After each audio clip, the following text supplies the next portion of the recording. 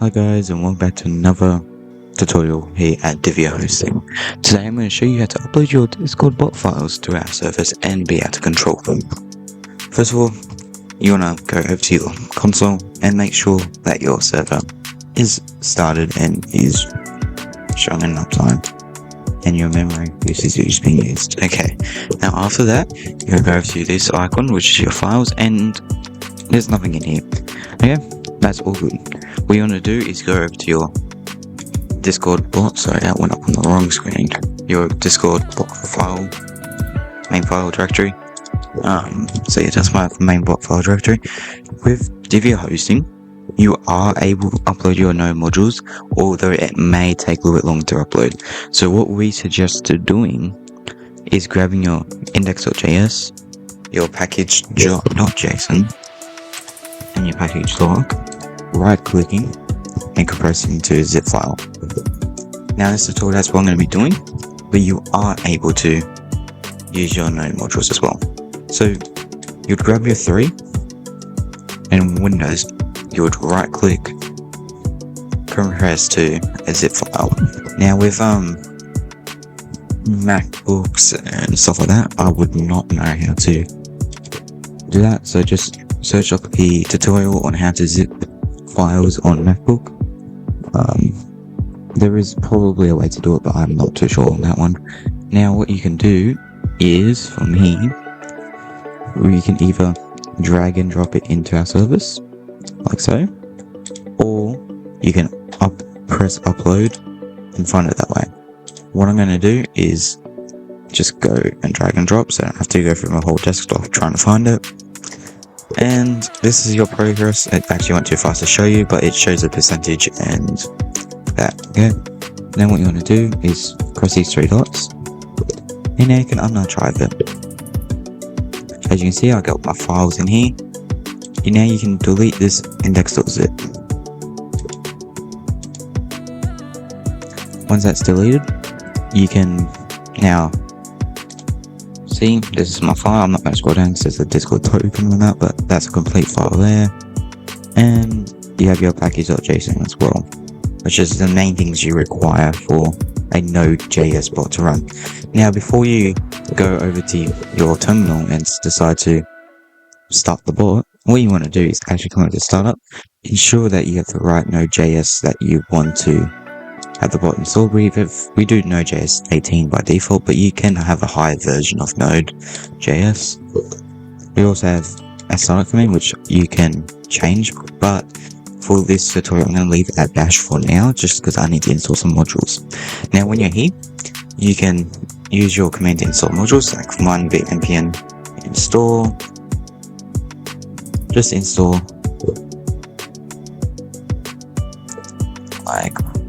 just to install Discord.js. This may take a little bit, depending on how many modules you do need to install, so it may take up to 5 minutes depending on the amount of modules you need to install. As you can see, it's successfully added them. Now what I can do is quickly make another server just so I can show you guys that this bot is actually offline right now. Let me just quickly get the bot invite link. Give me 2 seconds, guys. Since it has no application commands, I'm going to not enable application commands because we don't need it currently. Just let's say this tutorial continue, authorize. Gotta make sure I'm being human, guys, you know. Or adding a bot to a server. Anyway, there we go. I already remember this stuff. There we go. As you can see, it's offline. Then when I come back over here and I type my command, the bot should come online.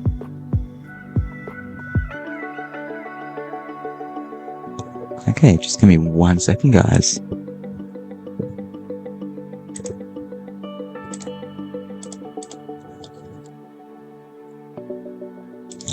Alright, let's try that one again. Hopefully it will work this time, because I do not have, I think anyway. Yeah, it says it's running, so sometimes, let me just show you an example. As you can see, it says container at Barrel is running, okay? sometimes, if you don't have a certain one in your code, or sorry, wrong thing. For example, let's just say your code doesn't have this in it. Yeah. At Diva Hosting, we require you to have your server marked as running, otherwise it will be suspended from activity. As you can see, if it decides to start up, yeah, it started up, I believe. So as you can see, I don't have a console.log anything, but if it doesn't show up as running, I don't know where it went. I don't know, but if the container doesn't show up as running or nothing comes up, like after you have your console.log, nothing comes up after it, all you simply have to do is go over to your files, go into index.js or whatever your main file is, and on your console.ready, all you need to, client.once ready, you want to go to console.log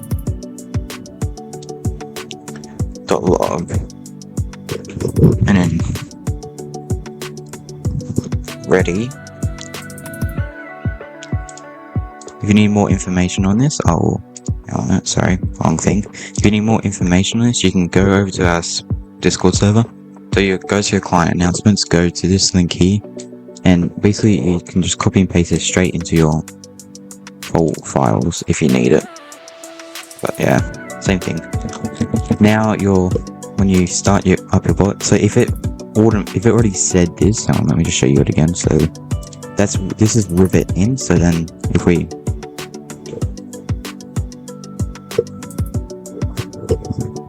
if your bot already shows this before having to put that in, it's fine. So then your thing, there's an easier way to check if your console is running. You can come over to here. Sorry, not to that. Come here and then use server image. Just wait for it to load.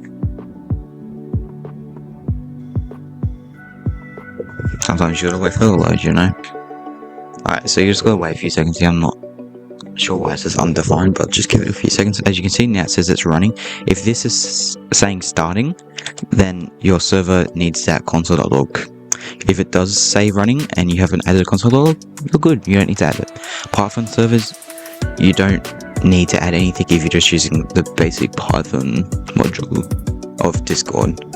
Otherwise, if you're using a custom one, then you may have to open up a ticket so we can help you out with that one. So yeah, with here you can stop your server. As you can see, it's stopped our server. Restart the server. We can send a command to the console. For example, node start, which will also start up the server. And you also can start the server, which I didn't really show you because I used the restart button instead, but that also starts up the server. So it's a cool little thing. As you can see, it's starting, so the server will be suspended in 2 days time if it continues to stay as starting, because we assume that it's not being used. And after I run that, it will change to running again in a few seconds.